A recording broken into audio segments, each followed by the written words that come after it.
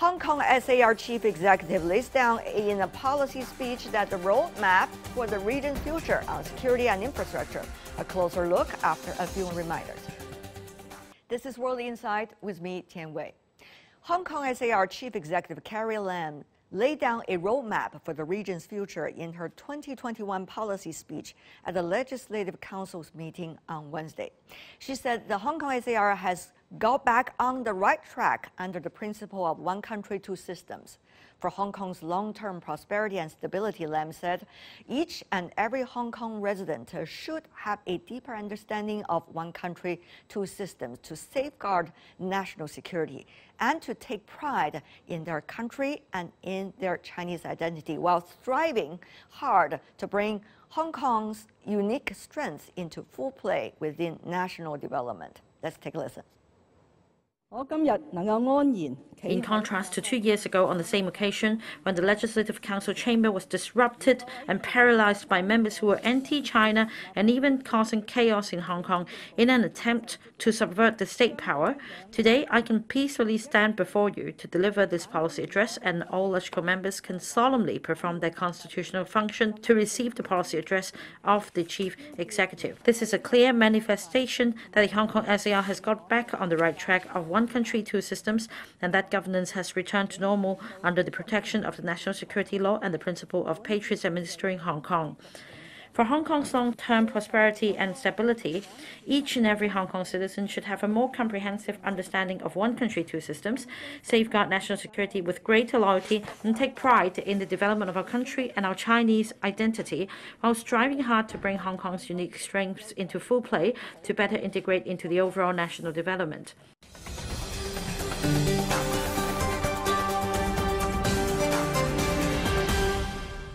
Latest on Hong Kong. In Hong Kong, we have Lawrence Ma, a barrister who is the chairman of the Hong Kong Legal Exchange Foundation. In Beijing, Victor Gao Zhikai, current affairs commentator, who is the vice president of the Center for China and Globalization. Gentlemen, welcome to the program. Mr. Ma responds latest from Hong Kong about the policy speech. Well, I think there are four major points to take from that policy address. First is national security. Second is the northern metropolis. The third point is cultural exchange. And the fourth point being housing supply. And these four major points actually are the main attractions of the entire policy address. In the speech, though, Carrie Lam announced that Hong Kong is building a 300 square kilometers area in northern part of the city, which can be used for both residential and industrial purposes. We want everyone to listen to this. It's an important message. In the metropolis, the multifunctional land uses with a highly concentrated residential and working population and enterprises can drive the economic development in its neighboring areas. It is lively and attractive with radiant effect, and its people enjoyed enriched lives in a unique spatial context with iconic nature, human civilization, and building landscapes. That is in northern part of the city of Hong Kong. Now, Mr. Ma, tell me more about what does that mean in terms of Hong Kong seeking its ways to improve common people's lives? Well, of course, housing supply is very important because Hong Kong is a very small city with a lot of mountains in it. And therefore, and the population is really dense. Population comes from all over internationally, from all over the place. But the problem with Hong Kong is there are so many rural lands that has been underdeveloped. And now the government is proposing this housing plan that it has already found 700 hectares of land to build just over 300,000 public housing units in the coming 10 years, and to combine that with private housing, the government actually estimated that there will be close to 400,000 to 500,000 supplies of residential units in the short term. So that would hopefully resolve our housing problems. Improve people's livelihood, that's an important thing for the Hong Kong SAR government. Mr. Gao, How do you see the Hong Kong SAR government over the past few years, despite the challenges that the chief executive have been illustrating in her speech, trying to achieve that goal? What is the result so far, you see? Well, first of all, I think Carrie Lam made a very solid speech today, very much focusing on the substantive issues before the people in Hong Kong.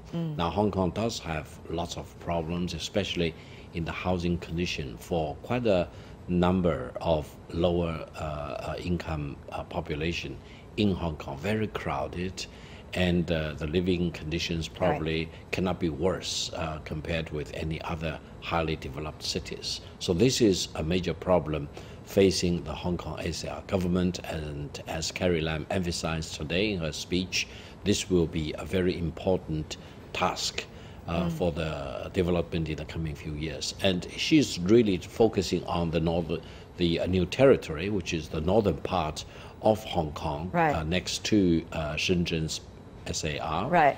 And hopefully in the coming years and couple of decades, housing projects will be very rapidly developed, providing more units for the people. We see the Hong Kong SAR government has been talking and working toward a more diversified culture, for example, with the West Kowloon Cultural District. We also see it's trying to emphasize on innovation with some of the innovation experiment zones. And also we see it's trying to work on the area with the mainland, for example, in Guangdong and the Greater Bay Area. So how do we see all these ideas coming together so far after several years of Hong Kong SAR government's work?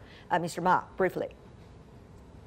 Well, I think the cultural part is very much so internal within Hong Kong. There's a West Kowloon Cultural Center that's been built. It's been there for about a year or so. It has a special theater for Siqu, which is Chinese opera. And there has been performance there. It's not just the center, it's actually a whole area in which is dedicated to different kinds of culture, modern art, performance art, or traditional Chinese art. Very different. It's bringing Hong Kong with more wonderful cultural identities in a way. But go ahead, Mr. Ma. Yeah, so it is being tagged or identified as an East meet West sort of a cultural hub. So I still have to see that there would be interactions and different types of performance in that cultural theater in the days to come. But same question to you, Mr. Gao. How do you see those ideas being put together and implemented? Well, first of all, I would say up to July the 1st, 2020, the big problem for Hong Kong was chaos and lack of stability because of quite a few people in Hong Kong, very much agitated. They bash out on the territory, attacking government entities, attacking innocent people, etc. Great turmoil in Hong Kong for almost 2 years. I think with stability being reinstituted for Hong Kong after the enactment of the national security law, people have greater confidence in the peace and stability and security for Hong Kong. And I think Hong Kong really need to get its act together to solve major problems of housing, jobs for the younger generation, and also very rapid transition of the economy, because if Hong Kong idles for too long, then the rest of the Greater Bay Area will really leap forward ahead of Hong Kong, and Hong Kong may lose a lot of its competitive advantages. So it is the time for Hong Kong to get its acts together, to seize the moment, to very much integrate with the rest of the Greater Bay Area and rest of China's mainland, and to shine and excel once again as a very bright and brilliant city, very well suited to do business. Well, Mr. Ma, do you see Hong Kong will be able to get its act together quickly with efficiency? Yes, of course. There's a lot of debates still happening going on in Hong Kong. Yes, well, the implementation of national security law, together with the upcoming Article 23 legislation, which is the legislation the Hong Kong Legislative Council has to pass. And after passing of that legislation, it will complete the picture of the enactment of all the national security laws, and that would fulfill our constitutional duty under our basic law to enact legislation to protect national security.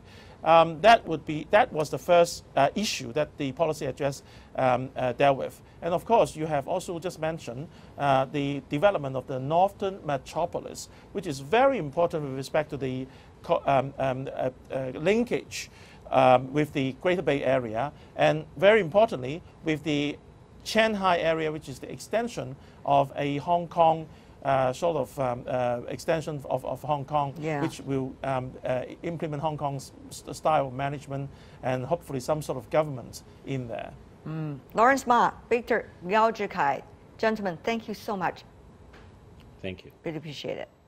That's all the time we have for today. If you'd like to see more, search World Insight or check out our YouTube channel. Follow us on Twitter and Facebook. I'm Tian Wei. On behalf of the team, thanks for watching.